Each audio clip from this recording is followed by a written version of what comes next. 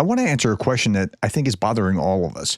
Why did it take so long for Trump to pivot? I mean, it took him 6 months since the time he came back into office back in January. What took so long? Or let's turn it a little bit and say, why did he change? Like, what caused the change? Because this is somewhat unexpected. So let's look at this. So despite this grim outlook, it was Trump who recently gave the green light to supply Patriot systems to Ukraine. What grim outlook? Okay, well, it's this. Politico says Trump believes Russia will win. It's just a matter of time. But why does he believe that why does he believe that Russia is going to win? And why does he believe it's a matter of time? I have the answer, I think, and I'll show you what I mean. And it's not my idea either. We pieced this together yesterday in a live stream. According to Politico, U.S. President Donald Trump still believes that Russia will eventually win the war in Ukraine. A senior White House official speaking on a condition of anonymity told the outlet. It comes down to this: the senior White House official, who's in Trump's ear all the time. These particular senior White House officials, and they're saying that Trump believes that Russia will win, and they're telling Trump, Russia's going to win. This is part of what's going on. Trump thinks Russia has more resources, the army, the economy, and they're just throwing bodies into the meat grinder. Eventually, that brings results on the battlefield, the source said. And yet, despite this grim outlook, it was Trump who recently gave the green light to supply Patriot systems to Ukraine. Okay, so let's look at this, and let's look at, there was a conversation that Greg Terry and Johnny Pierce from ATP Geopolitics and I were having about this when it broke. And it's really, really interesting. So let me just share it. A great credit to Johnny Pierce for coming to this concept, because I was like, yeah, you know what? I think there's something, there's legs here. I'm going to show you two clips, one at about the hour and 4 minute mark, and another one right near the end as we were wrapping up. So let's listen to this. Can I just answer what Prof was saying and sort of agree with him? So this whole thing is about when did he, what we're discussing is when he changed his mind. And I think it's one of the big ones with NATO, a bit of G7 beforehand, although he went there, he was annoyed with France and Macron. But I think what happens is you find that he changes his mind, or he changes his rhetoric when he's out of the White House, when he goes on his trip abroad. It's honestly, this is so important. So he has people like, you can even talk about Sergio Gore, this Russian-born or Soviet-born chap who's one of the three most important people you never heard of in the White House.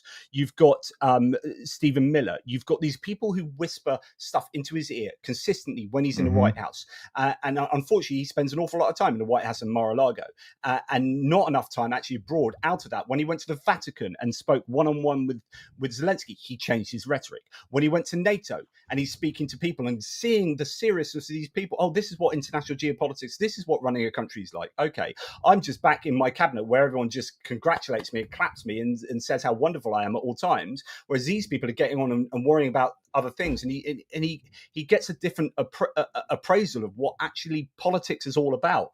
And then he gets back home and people whisper in his ear and he goes back to his default setting. But the more he gets out and gets out of the grime of worm tongue whispering in his ear to King Theoden, like, then you really do see these changes of rhetoric and change of position.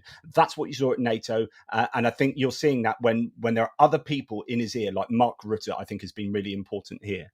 A couple of things I can give you right now. Okay, so we're in the middle of a live stream. Greg is about to tell us about some breaking event or something along those lines. So, but that's really true. When Trump gets away from the White House, he starts to hear things like when he was at the Vatican or other times. And it's different than what he hears in the White House. Now, let's go back to this. Who said what? This was, according to Politico, President Donald Trump still believes that Russia is eventually going to win the war, says the senior official, right? A senior White House official speaking on. So those people who may be philosophically inclined toward Russia are saying that Trump is like this, but Trump was the one that green-lighted the Patriots to Ukraine. Okay, let's go to near the end of this. This is at the 1 hour and 36 minute mark, and Johnny continues this, and yeah, let's just hear what he has to say. Putin. But yeah, Interesting stuff. Okay, chaps. Any sort of last thoughts before we hit the goodbye? Sure. I want to give you the props for the greatest insight of what we were talking about between Greg and you and I, and that is that when Trump gets out of the White House, something changes in there, like in the way that he sees things and the way that he processes, and that I think there's something that really Always. seems to have legs.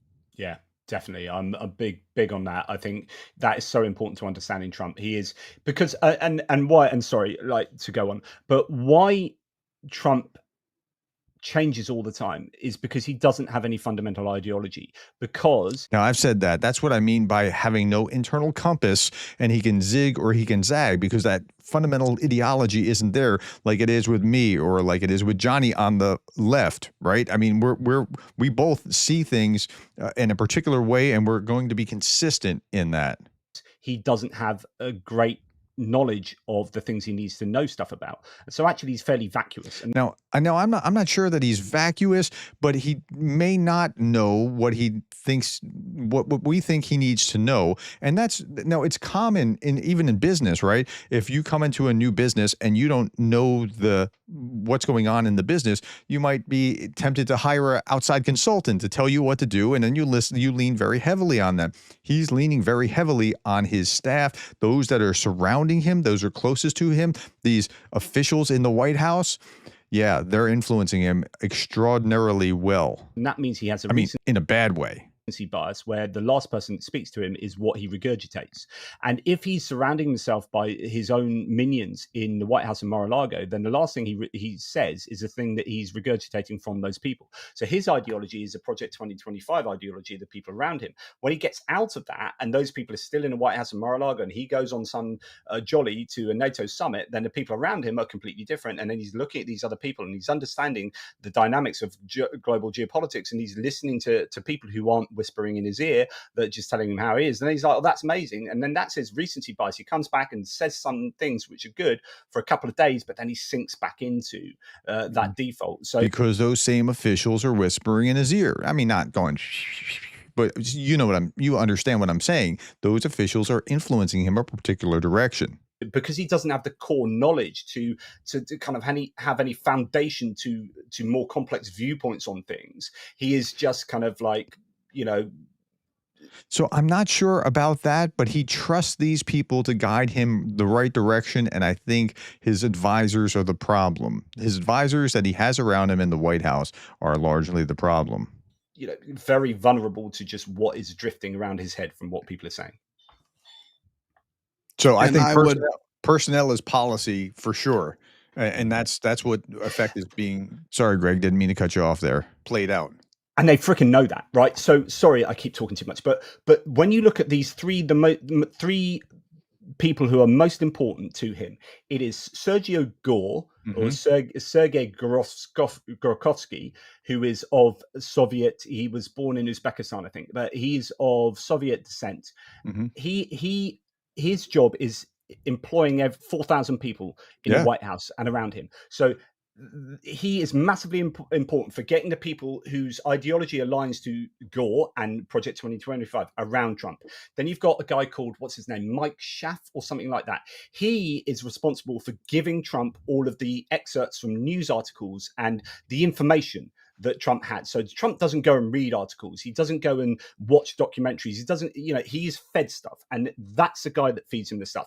And the third one is, and the most important one is Stephen Miller, who dictates the policy. So you've got policy, information, and personnel. Those three people dictate the entire information ecosystem in which Trump is ensconced. And so he is a victim of that because he has no fundamental knowledge to go against any of that. So he just soaks that all up and regurgitates it. Take him out of that, he's a different person. But he will gravitate back to that because that's where he lives, Mar-a-Lago and the White House. And now that's brilliant insight. Now, if you just want to think through this, the president is supposed to be relying on people, but if they're feeding him bad advice, then that's what's causing this. And how he broke away from it is actually the headline. How did he break away from it? Well, getting outside that bubble. Think about this. There's an analog here too. This happens in business with a CEO who's too insulated. This happens with Putin right? Because as an authoritarian, and I'm not saying that it's because Trump's an authoritarian. This can absolutely happen to Trump, Biden, Obama, Bush, whoever it is, as they're leaning on a small group of people instead of getting out. Putin didn't get out, and he's leaning on his core advisors who are telling him, hey, the Ukrainians, you can roll over the country in 3 days and they'll greet you with flowers. Bad advice, and it didn't work out so well. Okay, so good on Johnny. If you're not familiar with ATP geopolitics, look it up. Johnny has a different perspective than me on many things, but we agree that the war in Ukraine ought to be won by the Ukrainians and the Russians need to be gone. I'll leave you with this last little bit. So go to ATP, I think it's ATP geo or _ geo. Just look that up on YouTube. Leave you with this last thing. It's kind of like this. If this is Trump watching what Putin's doing, this is the metaphor that I would choose for what has happened here. And he's kind of figured it out over time. Hey, okay, well, he's still a nice guy. And, well, my friend Vladimir, and, here there's a bullfrog and a lizard, and the bullfrog just keeps stealing the food from the lizard, and the lizard's looking up like, hey, what are you doing? Well, I mean, he's a good guy. He's awfully nice to me. And, well, okay, Vladimir, stop it. So, Vladimir, you want to, I'm going to, yeah, okay, I got one. Okay. And boy, he's biting at me. Okay, so I think this is a metaphor for what's actually transpired here, where Trump is woken up, but he woke up because he got out and got to see things that he wouldn't get to see. Tell me what you think about this. I'm really interested in your thoughts about how this works. Like, what really happened here? Do you think that this whole has some legs or whatever?